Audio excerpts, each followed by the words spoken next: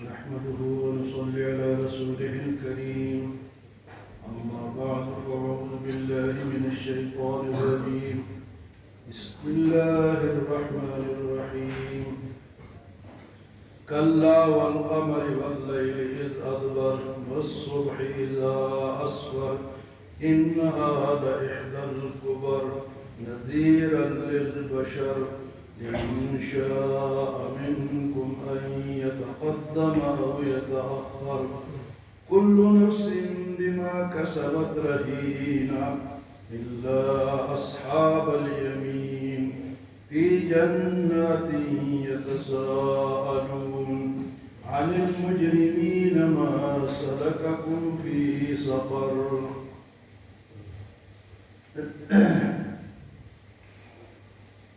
کل کے درس میں تھا کہ سأصلیہ سقر، ہم اس کو جہنم کے حوالے کریں گے. سقر جہنم کا ایک حصہ ہے.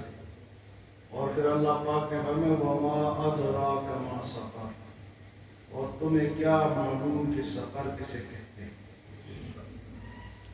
تو فرمایا کہ وہ سقر جو ہے لا تبقی ولا تذر، وہ تو نہ باقی رکھے گی اور نہ جناب ختم کرے گی، بار بار بندہ زندہ ہوتا رہے گا. لواحۃ للبشر، انسان وہ جو صالح. تو آج کے ان آیات میں اللہ پاک نے فرمایا کلا والقمر، خبردار آگاہ رہو، سمجھ جاؤ، قسم ہے چاند کی. کلا والقمر، قسم ہے چاند کی. واللیل اذا ادبر، اور قسم ہے رات کی جب وہ پیچھے چلی جائے. واللیل اذا ادبر والصبح اذا اسفر، اور قسم ہے صبح کی جب وہ روشن ہو جائے. انہا لإحدى الکبر، بے شک وہ سقر جو ہے وہ بہت بڑی چیز ہے.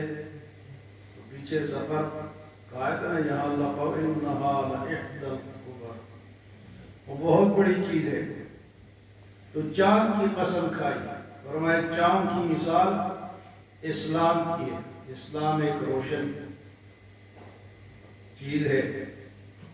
اور واللیل اذا ادبر، قسم ہے رات کی. رات اندھیرے کو کہتے ہیں، اور کفر جتنا بھی ہے وہ اندھیرا ہی اندھیرا ہے. جی چاند یہ روشن ہے، اسلام ہے دن.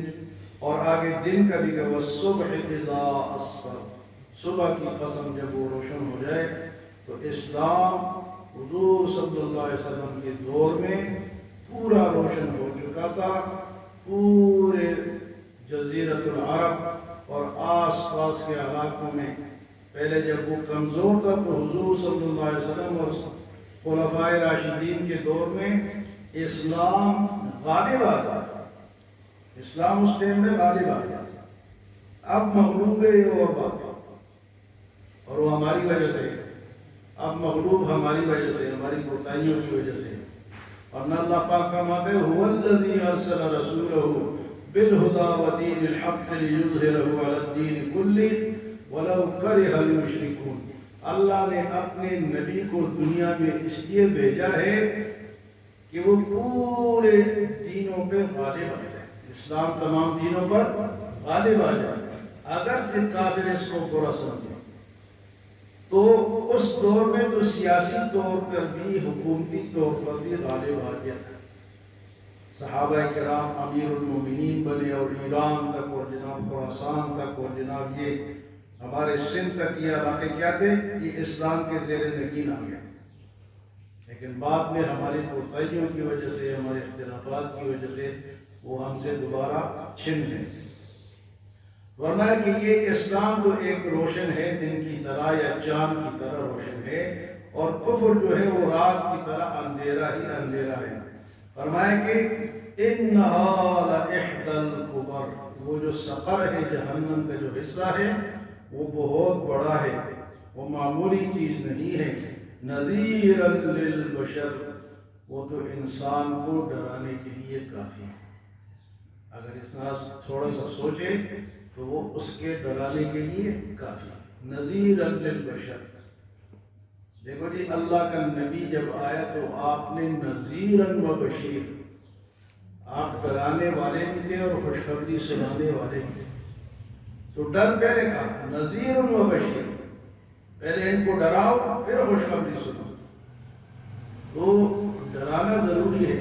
بعض ہمارے مولوی حضرات یا ان کے آگے جو بیان کرنے والے اسٹیج سیکٹری، وہ ایسے ایسے القابات اور ایسے ایسے الفاظ ادا کرتے ہیں کہ سارے بخشے گئے۔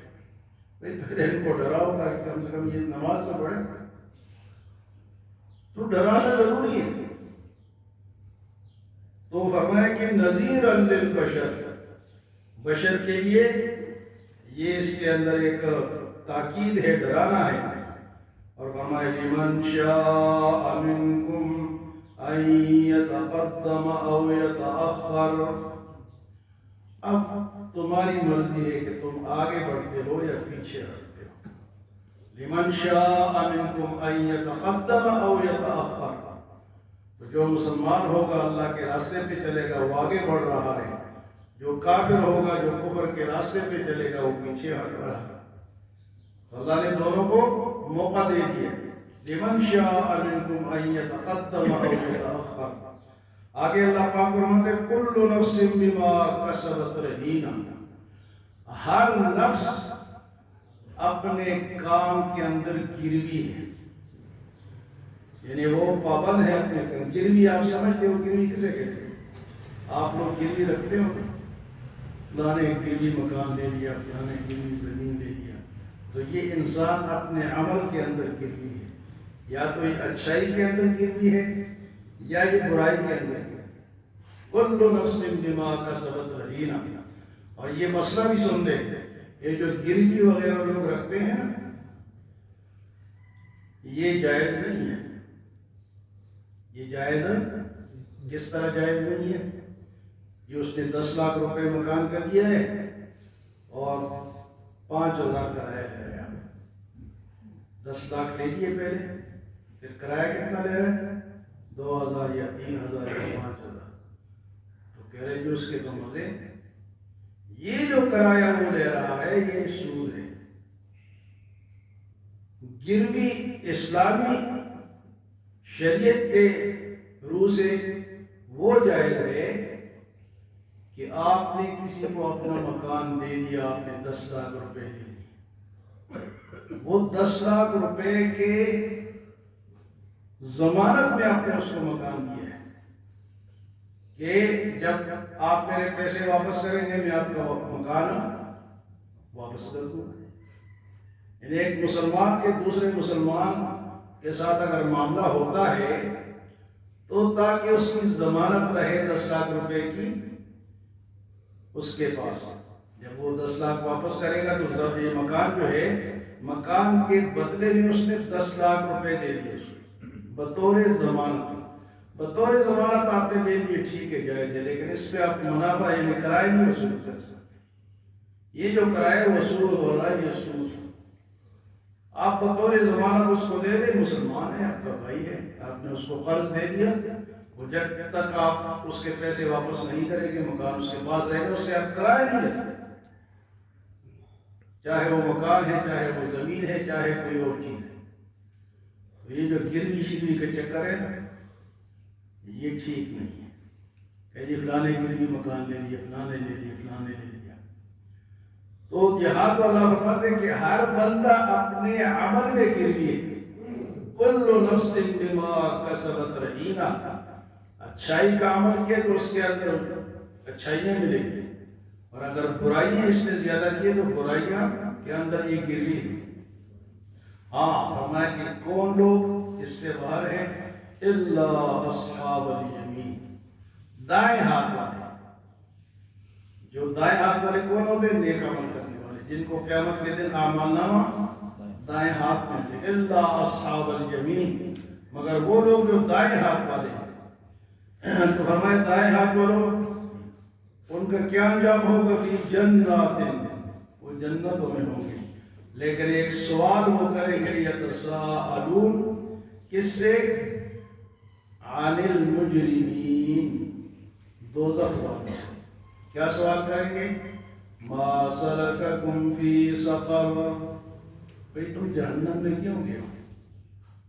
اصحاب الیمین والے، جنت والے دوستیوں سے سوال کریں گے، یتساءلون ما سلککم فی سقر، بھئی سقر میں کیوں ہو؟ اب وہ کیا جواب دیں گے؟ جواب تو کل انشاءاللہ آپ کو ملے گا، قرآن دے گا، اللہ دے گا۔ یہ جواب دوزخ والے کیا دیں گے؟ بڑا زبردست جواب ہے، کل انشاءاللہ آپ لوگ سنیں گے۔ تو آج کی ان آیات میں فرمایا کہ سقر کوئی معمولی چیز نہیں ہے، صبح کی قسم، شام کی قسم، چاند کی قسم، اور فرمایا کہ جو آگے بڑھے گا نیکیوں میں وہ تمہاری مرضی ہے، جو گناہوں میں آگے بڑھے گا تب بھی تمہاری مرضی ہے۔ لمن شاء منکم ان یتقدم او یتأخر کل نفس بما کسبت رہینہ، ہر شخص اپنے عمل کے اندر گروی ہے، اچھا عمل ہے تو اچھائی میں گروی ہے، اور برا عمل ہے تو برائی میں گروی ہے۔ فرمایا کہ الا اصحاب الیمین، اللہ ہم سب کو دائیں ہاتھ والا بنائے، بائیں ہاتھ والوں سے اللہ ہمیں محفوظ فرمائے۔ دنیا میں کہتے ہیں یہ دائیں ہاتھ بازو والی پارٹی ہے اور یہ بائیں ہاتھ بازو والی پارٹی ہے۔ جو دنیا دار ہوتے ہیں وہ کہتے ہیں یہ بائیں بازو والے، جو دین سے دور ہوتے ہیں، اور دائیں ہاتھ والے جو اچھے لوگ ہوتے ہیں کہتے ہیں یہ دائیں ہاتھ والے اسلام کے شہدائی ہیں۔ تو پارٹیوں میں دائیں بائیں ہوتا ہے۔ اللہ ہمیں عمل اور سمجھ کی